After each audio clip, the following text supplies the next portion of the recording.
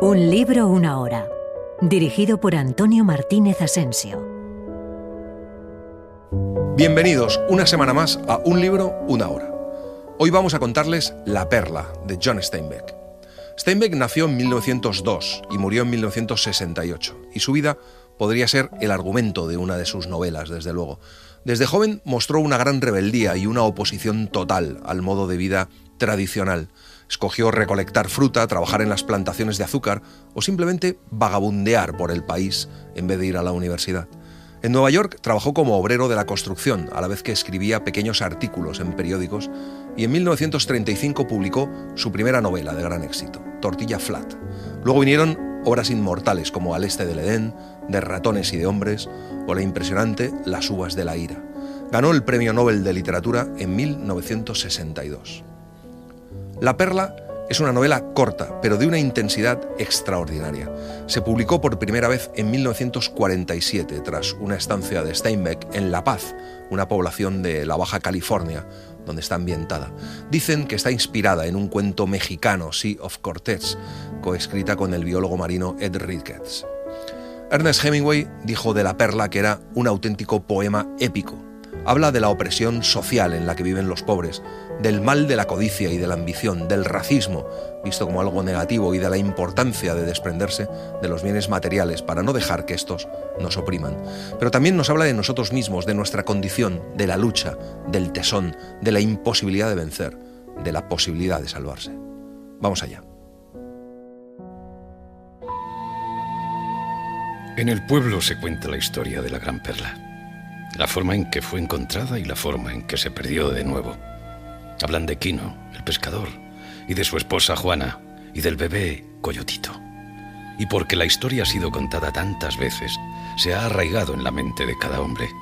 Y así como en todo relato vuelto a contar, y que está en los corazones de la gente, hay cosas buenas y malas, cosas en blanco y negro, y cosas buenas y perversas, y no cosas a medias en cualquier lugar.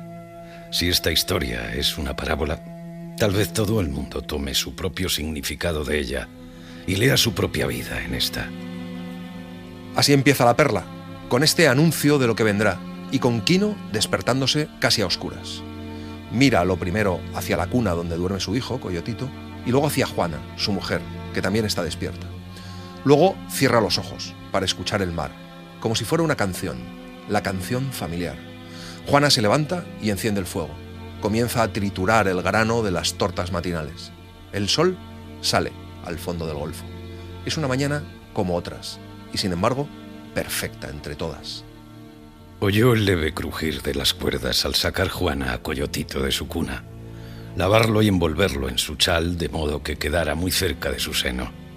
Quino podía ver todo esto sin mirarlo. Juana cantaba en voz baja una vieja canción que solo tenía 3 notas y, no obstante, interminable variedad de pausas. Esto también formaba parte de la canción familiar, como todo. A veces llegaba a ser un acorde doloroso que ponía nudos en la garganta, musitando: esto es certeza, esto es calor, esto lo es todo. Una de las formas simbólicas que Steinbeck utiliza es una especie de música interior, como si fuera una música de las ideas, que se relaciona de manera telúrica con el vínculo que ha unido ancestralmente a las tribus primitivas con la tierra, con el valor ritual y mágico que se le ha dado en estas tribus a las canciones. Porque en sociedades en las que no existe la palabra escrita, la forma de transmitir conocimientos es la canción. En La perla, la música tiene un valor trascendental. Es la materialización interior de los conceptos del bien y del mal. La presencia o ausencia de ambos se intuye a través de esa música que no siempre llega a los labios y que en la novela adopta los nombres de canción de familia y de canción del mal. Al otro lado de la empalizada hay otras casas de ramas. Junto a la cerca, 2 gallos se encaran con las alas combadas y las plumas del cuello erizadas. Quino entra en su choza, coge una tortilla caliente, la moja en salsa y se la come. Luego bebe un poco de pulque, como toda la vida. Luego desayuna Juana. De pronto, ambos miran hacia la cuna. y sobre la cuerda que la sostiene desciende un escorpión, lentamente. Kino casi no respira. El escorpión sigue bajando. Kino avanza muy lentamente, las manos extendidas, las palmas hacia abajo. La sensación de peligro llegó al bicho cuando Kino estaba casi a su alcance. Se detuvo. Su cola se levantó lentamente sobre su cabeza y la garra curva de su extremo surgió reluciente. Kino estaba absolutamente inmóvil. Oía el susurro mágico de Juana y la música cruel del enemigo. No podía moverse hasta que lo hiciera el escorpión, consciente ya de la muerte que se le acercaba. La mano de Kino se adelantaba muy despacio y la cola venenosa seguía alzándose. En aquel momento, Coyotito, riéndose, sacudió la cuerda y el escorpión cayó. La mano de Kino había saltado a cogerlo, pero pasó frente a sus dedos, cayó sobre el hombro de la criatura y descargó su ponzoña. Kino lo coge y lo aplasta en el suelo. Juana coge a su hijo, rodea con sus labios la herida, aspira fuerte y escupe, y vuelve a succionar mientras Coyotito chilla. Acuden los vecinos, el hermano de Kino, Juan Tomás, su gorda esposa Apolonia y sus 4 hijos. Acude el resto del poblado. La hinchazón se extiende cada vez más. Todo el mundo sabe que un niño puede morir. Primero la hinchazón, luego la fiebre y la sequedad de la garganta, después dolorosas contracciones del estómago. Juana pide que vayan a buscar al doctor, pero el doctor no se acerca jamás a las cabañas. Entonces deciden ir ellos. Llegan a la ciudad, pasan por delante de la iglesia y llegan a la casa del doctor. Kino vaciló un momento. Este doctor no era compatriota suyo. Este doctor era de una raza que casi durante 400 años había despreciado a la raza de Kino, llenándola de terror, de modo que el indígena se acercó a la puerta lleno de humildad y, como siempre que se acercaba un miembro de aquella casta, Kino se sentía débil, asustado y furioso a la vez. La ira y el terror se mezclaban en él. Le sería más fácil matar al doctor que hablarle, pues los de la estirpe del doctor hablaban a los compatriotas de Kino como si fueran simples bestias de carga. Cuando levantó su mano derecha para coger el aldabón de la verja, la rabia se había apoderado de él. En sus oídos sonaba intensamente la música del enemigo y sus labios se contraían fuertemente sobre sus dientes, pero con la mano izquierda se quitaba el sombrero. La gran verja se abre un poco, Kino explica por qué vienen y la verja se vuelve a cerrar. En su alcoba, el doctor está sentado en la cama, con su batín de seda. Es muy gordo y su voz es ronca por la grasa que oprime su garganta.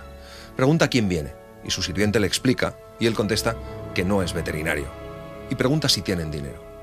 El criado abre la verja un poco después, la abre solo un poco y pregunta si tienen dinero.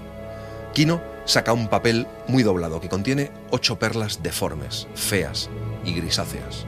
El criado lo coge y cuando vuelve, dice que el doctor ha salido. Una ola de vergüenza recorrió todo el grupo. Se separaron. Los mendigos volvieron a los escalones de la iglesia. Los curiosos huyeron. Los vecinos se apartaron para no ver la vergüenza de Kino. Durante largo rato, Kino permaneció frente a la verja con Juana a su lado. Lentamente devolvió a su cabeza el sombrero de peticionario y entonces, impulsivo, golpeó la verja con el puño. Bajó la mirada y contempló casi con asombro sus nudillos despellejados y la sangre que corría por entre sus dedos. La ciudad ocupa un ancho estuario. Sobre la playa se alinean las canoas blancas y azules. Son barquitas esbeltas, muy curvadas y con un soporte en el centro para colocar un mástil y en él una pequeña vela latina.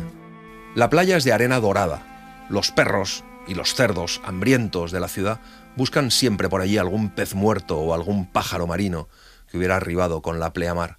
Las chozas de los pescadores están a la derecha de la ciudad y las canoas abordan la playa frente a esta zona. Kino y Juana descendieron lentamente hasta la playa y la canoa de Kino, la única cosa de valor que poseía en el mundo. Era muy vieja. Su abuelo la había comprado en Nayarit. Se la había legado al padre de Kino y así había llegado hasta sus manos. Era a la vez su única propiedad y su único medio de vida, pues un hombre que tenga una embarcación puede garantizar a una mujer que algo comerá. Es como un seguro contra el hambre. Cada año Kino repasaba su canoa con la materia cuyo secreto también le venía de su padre. Al llegar a la canoa acarició su proa con ternura, como hacía siempre. Juana pone a Coyotito sobre una manta. Está muy quieto. La inflamación de su hombro ha proseguido cuello arriba, hasta la oreja, y tiene toda la cara enrojecida y con aspecto febril. Juana entra unos pasos en el agua y recoge un puñado de broza submarina, hace con ella una pelota y la aplica en el hombro de su hijo. Empujan la canoa hacia el agua y reman. Quino tiene 2 cuerdas, una ligada a una pesada piedra y la otra a un cesto. La piedra le arrastra al fondo, desprende ostras, las guarda en el cesto y sigue buscando. Quino es capaz de permanecer sumergido más de 2 minutos sin evidente esfuerzo. Quino rodeó el amontonamiento rocoso y entonces, al lado de este, bajo un pequeño reborde, vio una ostra muy grande, aislada de todos sus congéneres más jóvenes. El caparazón estaba entreabierto, pues la vieja ostra se sentía segura bajo aquel reborde rocoso y entre los músculos de color de rosa vio un destello casi fantasmal momentos antes de que la ostra se cerrase. Su corazón aumentó el ritmo de su latir y la melodía de la perla posible inundó sus oídos. Lentamente desprendió la ostra de su lecho y la llevó con ternura a su pecho. Desprendió sus pies de la cuerda que rodeaba la piedra y su cuerpo ascendió a la superficie hasta que su negro pelo brilló a la luz del sol. Se acercó al borde de la canoa y dejó la ostra a bordo. Cuando Juana la ve, ya sabe que es algo especial. Quino introduce su cuchillo entre los bordes del caparazón y la abre. Y ahí está la gran perla, perfecta como la luna. Es tan grande como un huevo de gaviota. Es la perla mayor del mundo. Sus curvas son perfectas. Quino cierra su puño sobre la perla y lanza un alarido. Las demás canoas empiezan a acercarse. Antes de que lleguen a su choza, los nervios de la ciudad vibran con la noticia. Quino ha encontrado la perla del mundo. Y lo sabe el cura ya, lo saben los comerciantes, lo saben los pobres, lo saben los hombres que compran perlas a los pescadores, y lo sabe el médico, que dice que es su paciente. Toda clase de gente empezó a interesarse por Quino.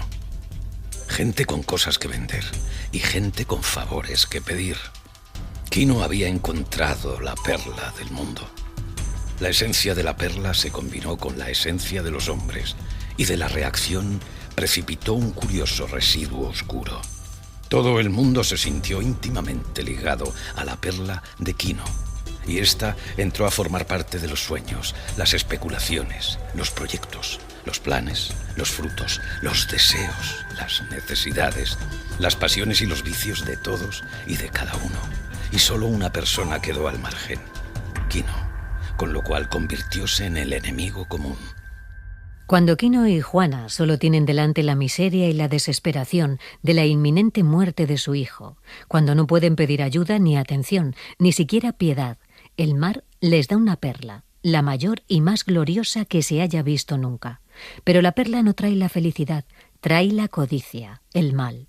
No es imposible que Steinbeck haya creído estar componiendo, entre otras cosas, un alegato contra el pensamiento mágico, una argumentación literaria destinada a explicar que la suerte de un único hombre no repara la injusticia fundamental a la que su destino depare aleata, que haya creído estar diciendo que no hay soluciones que no sean colectivas. Pero Quino y Juana, como son felices, creen que todo el mundo comparte su alegría. Su casucha está atestada de vecinos que miran la perla. Quino sueña con casarse en la iglesia y comprarse ropa, con un arpón y un rifle. Sueña con llevar a Coyotito al colegio y que aprenda a leer y a escribir. Cuando llega la noche, viene el párroco. Quino le enseña la perla y el cura le dice que espera que sepa dar las gracias a Dios.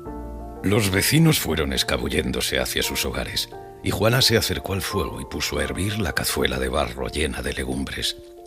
Quino fue hasta la puerta y se paró en el umbral. Como siempre, aspiraba el humo de muchos fuegos, veía las rutilantes estrellas y notaba la humedad del aire nocturno que le hacía envolverse mejor en su manta. El perro flaco acudió a él y se tendió a sus pies. Quino bajó la vista al suelo, pero no lo vio.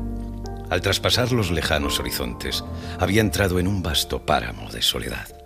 Se sentía desamparado y aislado, y le parecía que los chirriantes grillos y las ruidosas ranas entonaban la melodía del mal. Se estremeció y trató de envolverse mejor en la manta.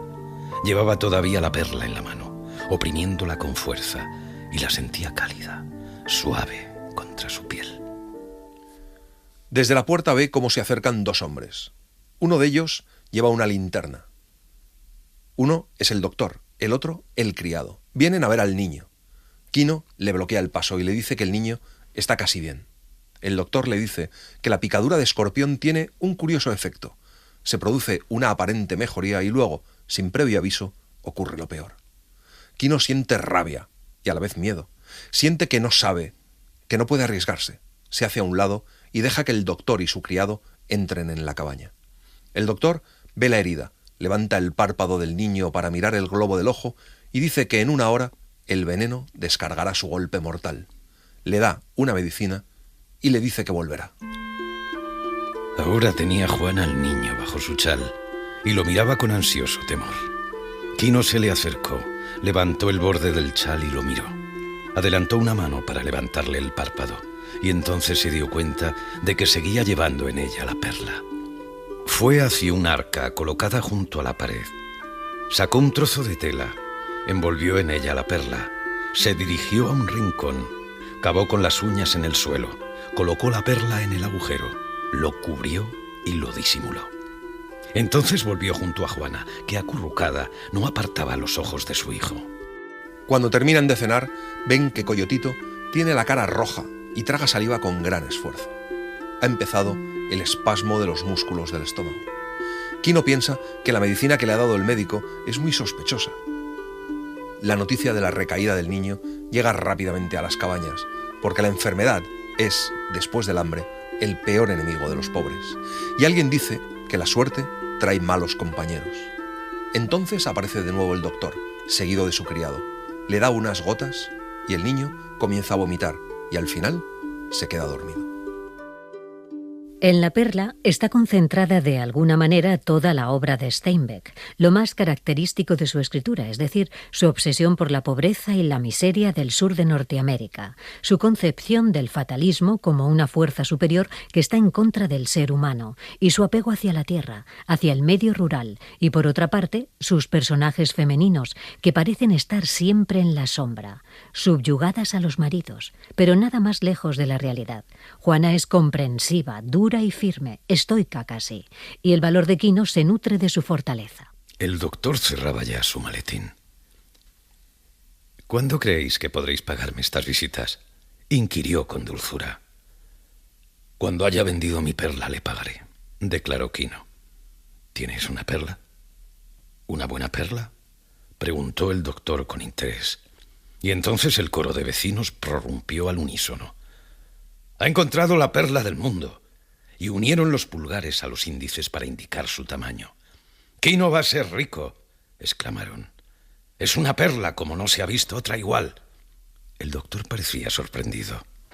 El doctor le pregunta si tiene la perla en casa. Le ofrece guardarla en su caja fuerte y mientras le dice eso, no deja de mirarle a los ojos. Y al fin, Kino no puede evitar tampoco mirar hacia el sitio donde la ha enterrado. El doctor sigue su mirada hacia un rincón de la cabaña. Cuando el doctor se va, los vecinos vuelven a sus cabañas. Todos se van a dormir. Muy poco después, Kino se incorpora, va hasta donde ha enterrado la perla y la cambia de sitio. Juana no ha puesto al pequeño en su cuna colgante, lo tiene en brazos. Al fin, los tres se duermen. Pero poco después oyen un ruido. Alguien está en la cabaña. Durante un rato no les llegó sonido alguno de aquel rincón de la cabaña. Kino llegó a pensar que había soñado en aquel ruido, pero la mano de Juana subió por su hombro, como avisándole, y entonces oyó de nuevo el rumor de unos pies sobre la tierra y unas uñas escarbando en el suelo. Un furor salvaje llenó el pecho de Kino. Su mano buscó entre las ropas su cuchillo y saltó como un gato rabioso, buscando a tientas al intruso que ocupaba aquel rincón de su casa. Tocó tela, le dirigió un golpe con su cuchillo y lo erró. Descargó otro, y entonces su cabeza pareció estallar de dolor, y vio extrañas lucecitas. Algo se escurrió velozmente por el umbral. Se oyeron pasos precipitados y luego silencio. Kino tiene un golpe en la cabeza. Sangra. Entonces Juana estalla. Dice que la perla está maldita, que es pecado. Le pide a Kino que la tire. Pero Kino sabe que para ellos es su única oportunidad.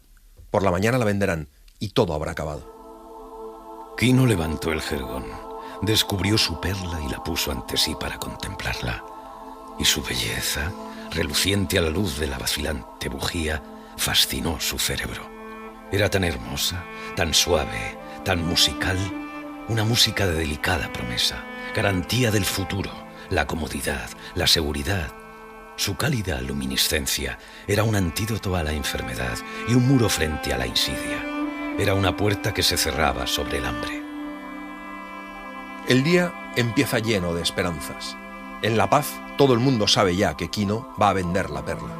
También lo saben los traficantes de perlas, sentados, cada uno de ellos frente a su bandejita forrada de terciopelo negro, acariciando perlas con las yemas de los dedos y haciendo números mentalmente.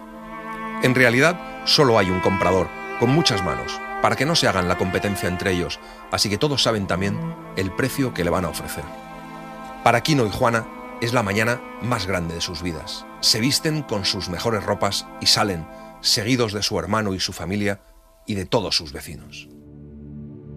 Los hermanos, mientras caminaban, semicerraban los ojos para mirar a todas partes con disimulo, tal como sus abuelos y bisabuelos habían hecho durante 400 años, desde el día en que llegaron los extranjeros con su autoridad, su pólvora y sus sermones.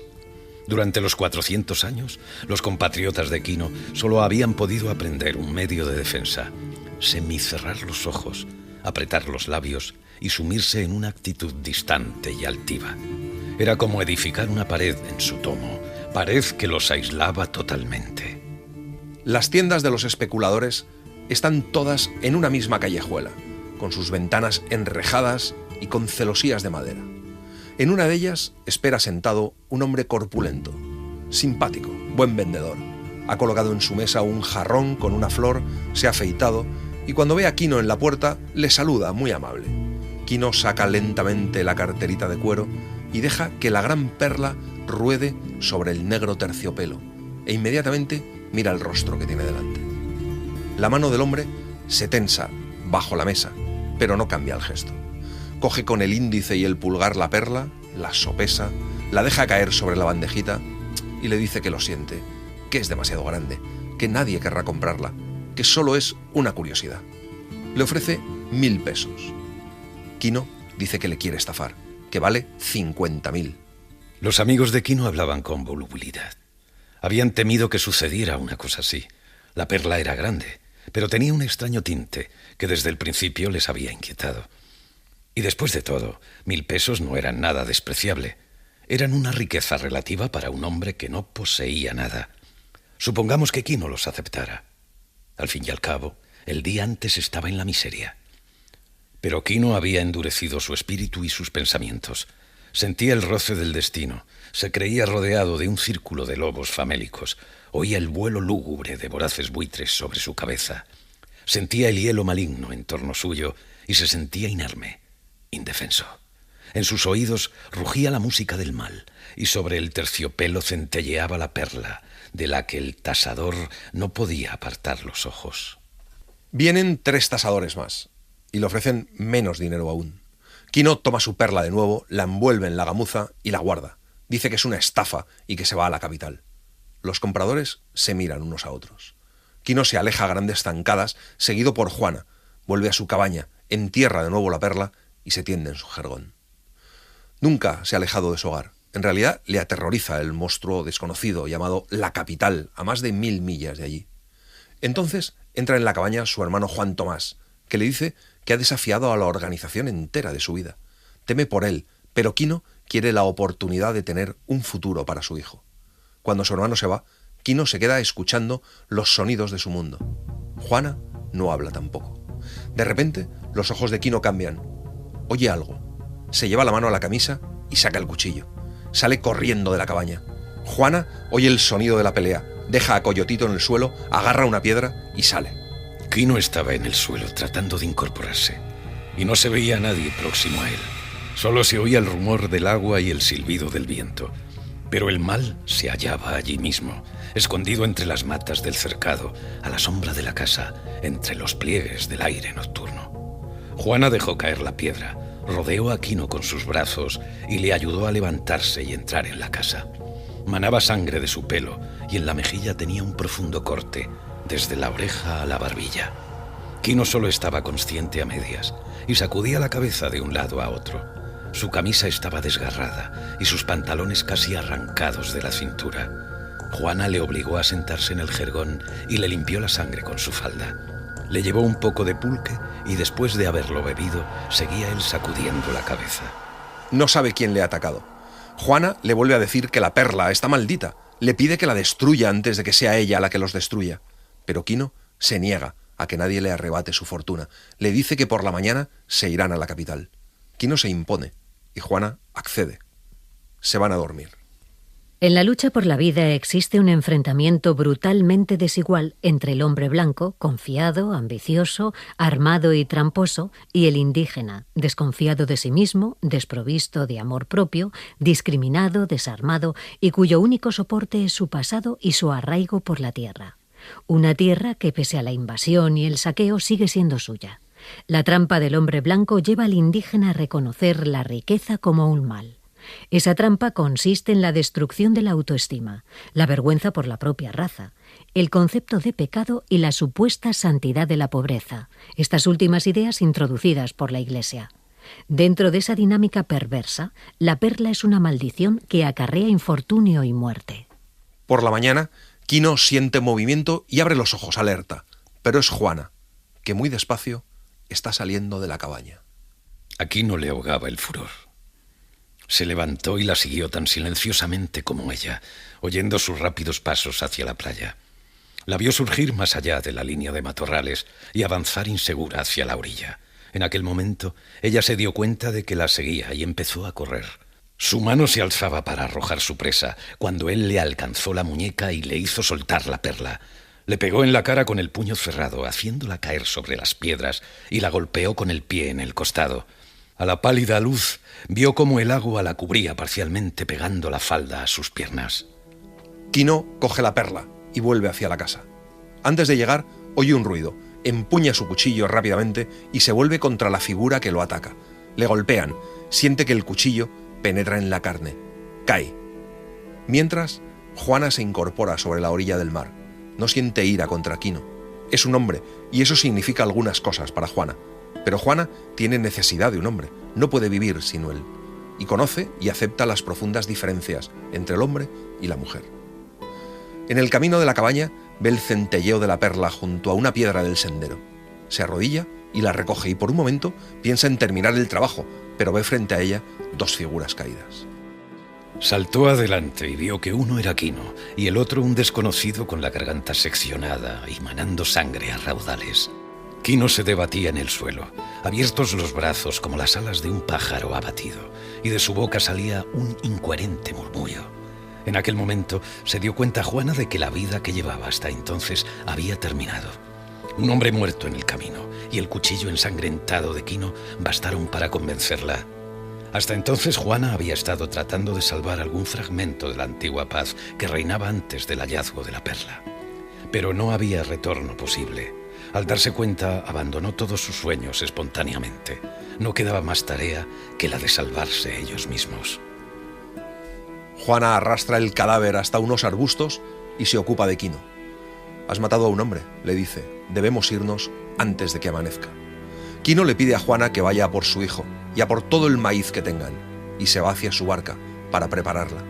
Pero la barca tiene un gran agujero en el fondo.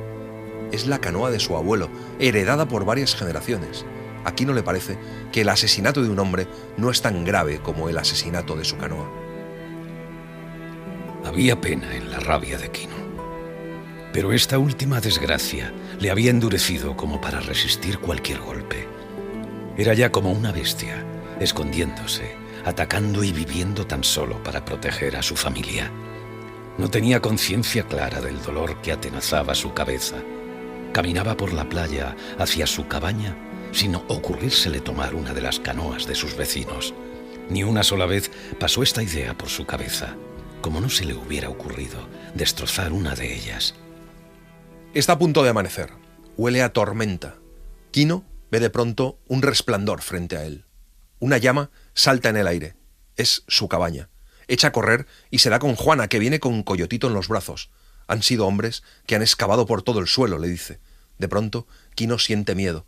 Se dirige a la casa de su hermano, Juan Tomás. Le cuenta lo que ha pasado. Su hermano también piensa que la perla está maldita. Pero se ocultan en casa de Juan Tomás. Nadie les ha visto. Se irán por la noche. Los vecinos traen regalos por si aparece Quino. Comida, un cuchillo de 18 pulgadas.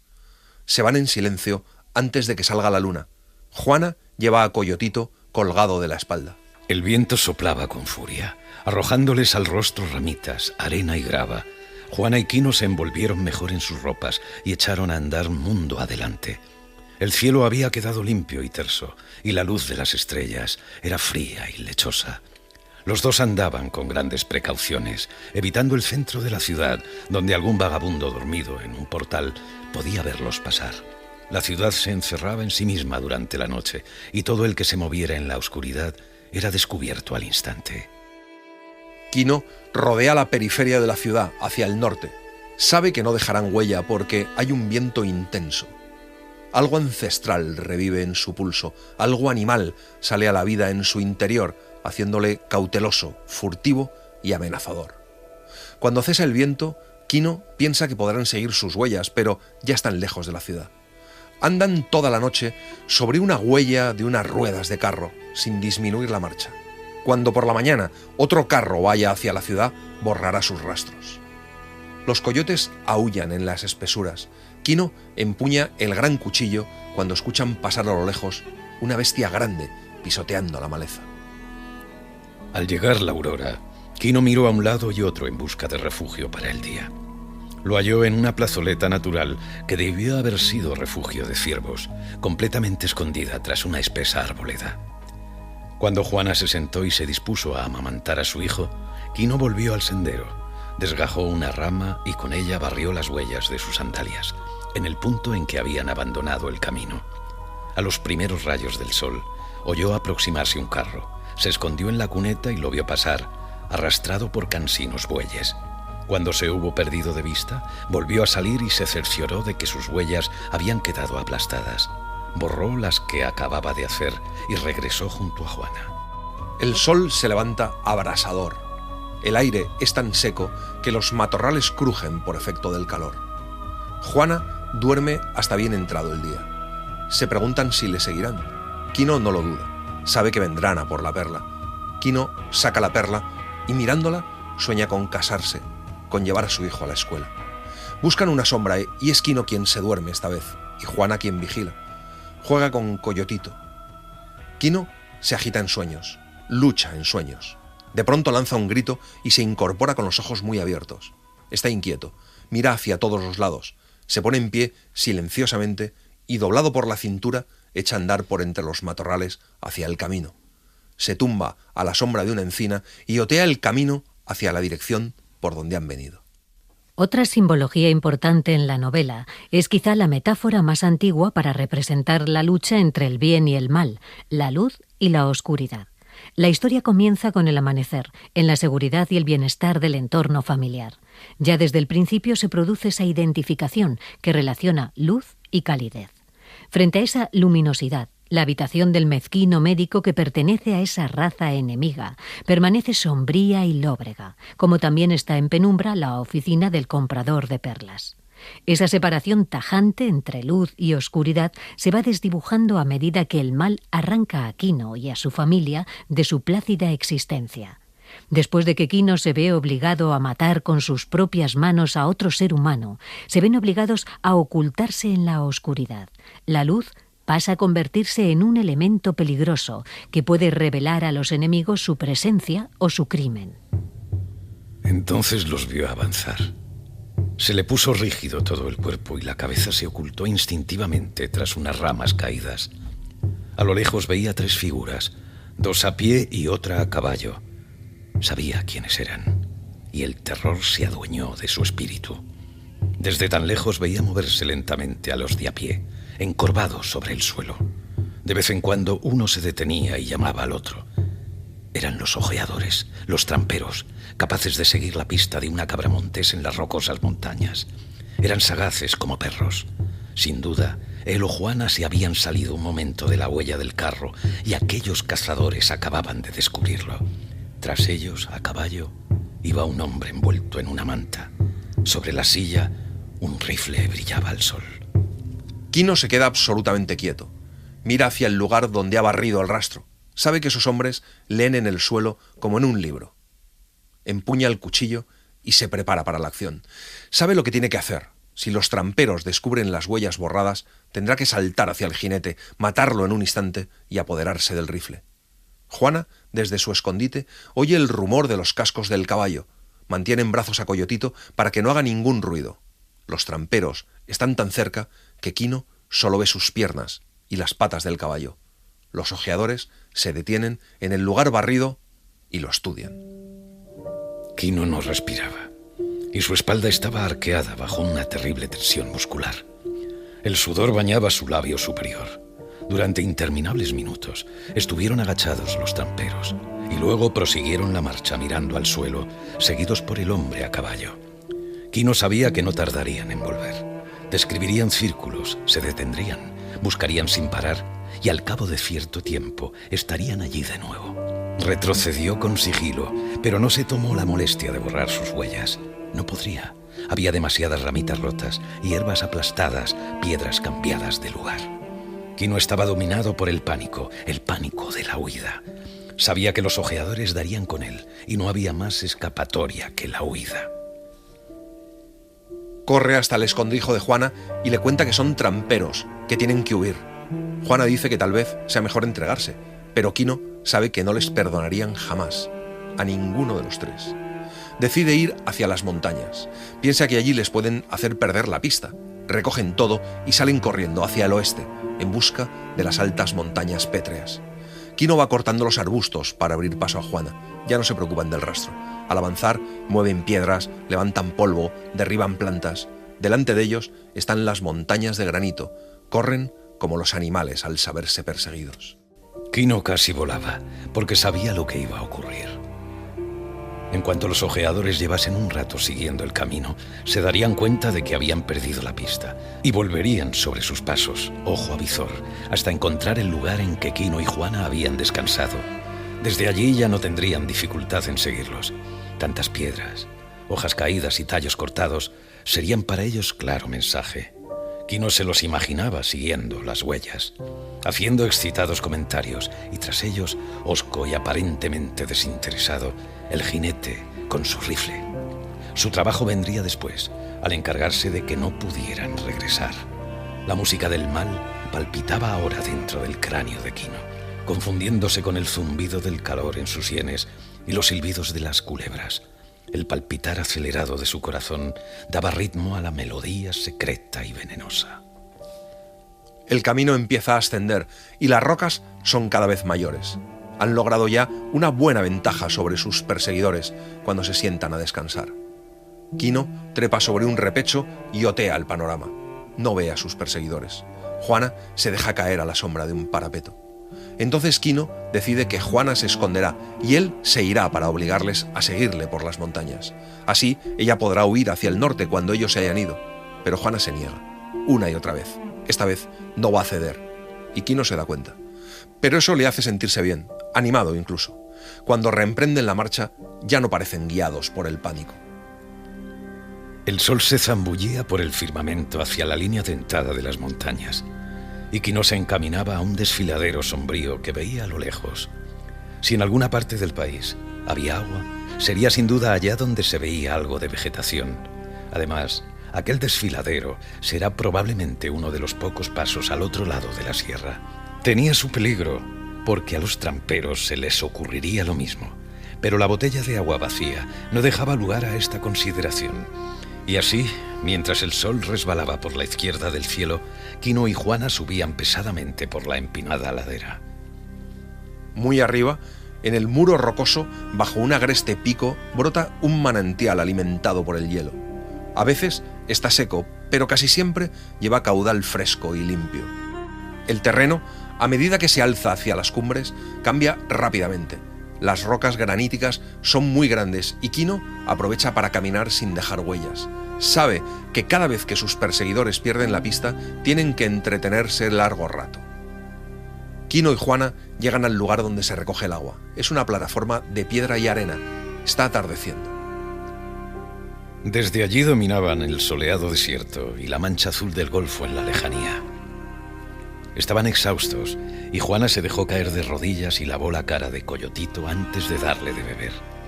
El pequeño empezó a protestar y lanzar gemidos, y entonces Juana le dio el pecho. Quino se tendió de bruces y bebió largo rato en el remanso. Luego extendió sus músculos cansados un momento y después de mirar a Juana y a su hijo, se levantó y fue hasta el borde del escalón de piedra a otear la distancia. Sus ojos se fijaron en un punto y todo él se puso rígido. Muy abajo, al comienzo de la ladera, vio a los tramperos. Parecían 2 diminutos pulgones seguidos por una hormiga. Estarían allí por la noche.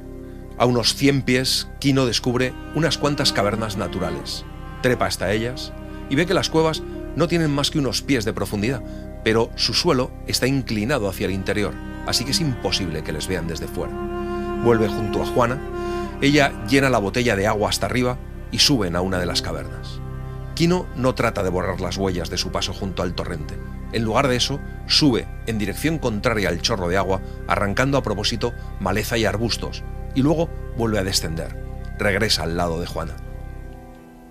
Quino se había echado a la entrada de la cueva, apoyando la barbilla en los brazos cruzados y sin dejar de mirar el avance de la sombra azul de la montaña sobre la extensa llanura hasta las riberas del golfo. Los ojeadores tardaban en aparecer, como si tuvieran dificultades con el rastro que Quino había dejado. Era de noche cuando llegaron al arroyo. Los 3 iban a pie, pues un caballo no podía trepar montaña arriba. Vistas desde lo alto eran 3 figurillas exiguas que la noche se iba tragando poco a poco. El hombre del rifle se sentó a descansar y los ojeadores se echaron junto a él. En la oscuridad brillaban sus 3 cigarrillos y Quino veía que comían y oía el murmullo de su conversación. Steinbeck busca crear situaciones extremas, cuya única salida solo puede ser simbólica, lírica o mística, dejando al así acuciado en un infierno sin salida real. Es raro que este autor ofrezca soluciones realistas a sus personajes condenados a muerte en vida. Algunos críticos le han tildado de un ruralismo anticuado, olvidando que la novela rural puede adaptarse al infierno industrial sin grandes modificaciones. En La Perla, el lector tiene un certero epigrama social de tremenda complejidad. Su lectura atenta le dará un profundo atisbo de la mente rural, llevada por la miseria a enfrentarse con extremos de codicia y despojo, de opresión ladina y mudo sufrimiento. Se hace de noche. Es importante que Coyotito no haga ningún ruido. Juana se ocupa de eso. Al pie de la montaña brilla una cerilla y a su luz puede ver que 2 de los hombres duermen y el tercero monta guardia con el rifle sobre las rodillas. Quino se retira en silencio al fondo de la cueva. Le dice a Juana que si llega hasta el hombre del rifle, todo se acabará. Juana protesta, se niega. Quino busca en su cerebro alguna palabra de ternura, pero no da con ninguna. La mira desde muy cerca y ve sus grandes ojos abiertos. Alarga la mano y la apoya unos momentos sobre la cabeza de Coyotito. Luego roza con suavidad la mejilla de Juana. Dibujada sobre el cielo en la entrada de la cueva, vio Juana la silueta de Quino despojándose de sus ropas, que a pesar de lo sucias que estaban, se verían demasiado blancas en la oscuridad de la noche. Su piel curtida y morena le protegería mejor. Luego vio cómo ataba el mango del cuchillo al collar que pendía sobre su pecho, dejando así sus 2 manos libres. No volvió junto a ella. Por un momento fue su cuerpo una mancha oscura en la entrada de la cueva y luego desapareció. Juana se adelantó hasta la abertura y miró hacia afuera. Miraba como un mochuelo desde su agujero en la montaña y a su espalda dormía el niño sobre la manta. Juana reza. La noche le parece menos oscura al mirar desde allí y al este del horizonte ve una cierta luminosidad reveladora de la próxima aparición de la luna. Al mirar hacia abajo ve la luz del cigarrillo del hombre que sigue en vela. Quino bordea la cornisa de piedra como una oruga. Cualquier ruido despertaría a los tramperos dormidos, pero la noche no es silenciosa. Suenan las ranas, suenan las cigarras. Quino resbala por la ladera, silencioso. Lleva la boca abierta para que no lo delate ni su respiración. Tarda muchísimo en llegar al pie de la pared granítica. Se esconde tras una palmera. Por un momento piensa que le va a delatar el palpitar de su propio corazón. Solo le separaban 20 pies de sus enemigos y trataba de recordar la topografía de aquel espacio. ¿Había alguna piedra que pudiera detenerlo en mitad de su carrera? Se frotó las piernas para evitar calambres y se dio cuenta de que sus músculos estaban deshechos por efecto de la prolongada tensión. Entonces miró temeroso hacia oriente. La luna saldría dentro de pocos minutos y él tenía que atacar antes de que saliese. Solo ve la silueta del centinela, pero los que duermen quedan fuera de su área visual. Se desprende del collar el gran cuchillo, pero la luna sale justo en ese momento. Las piernas de Kino están contraídas como muelles de acero, y entonces suena un lamento ahogado que viene de arriba. El vigilante vuelve la cabeza y se pone de pie. Uno de los durmientes se despierta. Dicen que suena como un niño, pero que bien puede ser un coyote. El débil lamento se repite, y el centinela mira hacia la cueva. En la pared del norte, carga el rifle, apunta y dispara. Kino había saltado ya cuando sonó el disparo y el fogonazo se reflejó en sus negras pupilas. El gran cuchillo describió un círculo en el aire en busca de su presa y se hundió con sordo ruido entre cuello y pecho. Kino era una terrible máquina. Se apoderó del rifle en el momento en que soltaba el cuchillo, lo alzó en el aire y lo descargó con fuerza sobre la cabeza del hombre sentado, rompiéndola como si fuera un melón. El tercero huye y cae dentro del remanso. Kino tiene ahora la dureza y la frialdad del acero. Le dispara y luego le remata. Luego Kino se detuvo, incierto. Algo no había salido bien. Una idea desconocida e inquietante trataba de abrirse paso hacia su conciencia. Ranas y cigarras habían callado. El cerebro de Kino se despejó un poco y se dio cuenta del sonido, el agudo, lloroso, histérico grito de dolor ante la muerte. En La Paz, todo el mundo recuerda el regreso de la familia. Y los que no lo recuerdan lo oyeron de boca de sus padres y abuelos, como si les hubiera pasado a ellos. Los primeros chiquillos llegan por la tarde corriendo a la ciudad con la nueva de que Kino y Juana regresan. Todos salen a recibirlos. Las sombras son desmesuradamente largas. La narrativa de John Steinbeck es una extraña combinación de realismo y ternura, que con frecuencia disuenan entre sí como si estuviesen descuidadamente aunados, por más que una lectura atenta de la obra steinbeckiana nos indicaría que ese efecto suele ser deliberado. Sus ambientaciones son casi siempre rurales y sus personajes gente uncida vitalmente a la naturaleza y acosada por fuerzas malévolas, tanto naturales como humanas, que juntan sus esfuerzos contra ellos hasta el punto de separarlos mental y psíquicamente de la vida natural para la que fueron creados. Steinbeck expone la tragedia sin juzgarla ni suscitar ánimos. Como en una tragedia antigua, se deja al público la tarea de interpretar, valorar y premiar o castigar. Entraban los dos en la ciudad por el camino del interior. Y no iba Juana detrás de Kino como siempre, sino a su lado. Tenían el sol a la espalda y parecían empujar ante sí largas tiras de sombra. Kino llevaba un rifle al brazo y Juana un chal formando una pelota a la espalda. El chal estaba manchado de sangre seca y oscilaba con el paso de ella, cuyo rostro estaba endurecido por la fatiga y por la tensión con que intentaba dominar a aquella. Sus grandes ojos miraban al vacío. Los labios de Kino estaban apretados, como sus mandíbulas, y explican los testigos que el miedo iba con él, peligroso como una tormenta en ciernes. Ambos parecen distantes de cuanto existe. Han atravesado la tierra del dolor y alcanzado la margen opuesta. Hay algo mágico en torno a ellos. Los que han acudido a recibirlos se apartan, sin dirigirles la palabra. Kino y Juana atravesaron la ciudad como si no existiera. Sus ojos no dejaron un momento de mirar adelante. Sus piernas se movían mecánicamente, como si lo hubieran aprendido demasiado bien, y su rigidez era terrible. La ciudad se asomaba a las puertas y ventanas de sus paredes encaladas a mirarlos. Kino y Juana descendieron de la ciudad al arrabal de los pescadores, y sus vecinos les abrieron paso. Tomás alza la mano en un saludo que no llega a producirse. atraviesan la plazuela que había ocupado su choza y no se dignan ni a mirarla.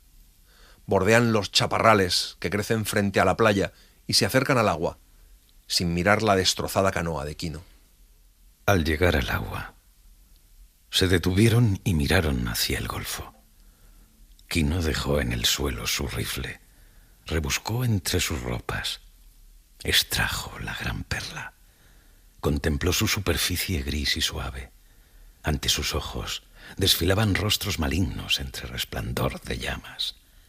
En la nacarada superficie veía los ojos agónicos del trampero ahogándose y a Coyotito en el fondo de la caverna con la cabeza partida de un balazo. La perla era fea, gris, maligna. Quino oía su música, melodía de locura. Se vuelve hacia Juana mientras le tiembla la mano. Le enseña la joya. Ella sigue a su lado, con el sanguinolento saco al hombro. Mira la perla en la mano de él, mira a Quino a los ojos, y luego le dice en voz baja: no, tú. Quino echó atrás el brazo y lanzó la perla con toda su fuerza. La vieron brillar unos instantes a la luz del sol, y luego la salpicadura en el mar a lo lejos. Permanecieron largo rato con la mirada puesta en el mismo punto. La perla entró en el seno de las aguas verdosas y descendió lentamente hasta el fondo. Los ondulantes tallos de las algas la atrajeron y ella se dejó abrazar. Las luces verdes del mar se repetían con gran belleza en su superficie. Por encima, el agua era un espejo ondulante. Un cangrejo que se arrastraba entre el limo levantó una nube de arena y cuando el agua recobró su nitidez, la perla había desaparecido. Y su música se convirtió en un murmullo que no tardó en extinguirse.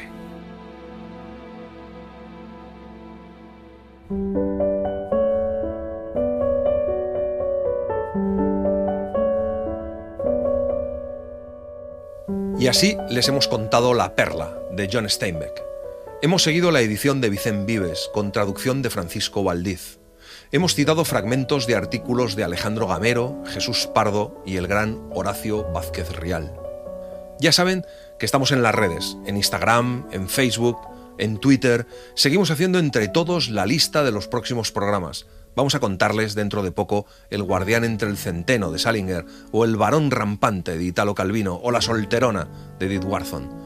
Nos pueden escuchar la noche de los sábados a los domingos, a las 5 de la mañana, pero también en la página web de la cadena SER, cadenaser.com, y en nuestra aplicación. Y ya saben que la noche de los viernes a las 2:30 se emite en la cadena SER el programa de Macarena Berlín, Los muchos libros. La semana que viene nos volvemos a encontrar con La familia de Pascual Duarte, de Camilo José Cela. Gracias por estar ahí y gracias por leer. Un libro, una hora, en la cadena SER. Un programa escrito y dirigido por Antonio Martínez Asensio, con la voz de Eugenio Barona y la participación de Olga Hernán Gómez, realización de Mariano Revilla, edición y montaje de sonido de Pablo Arévalo.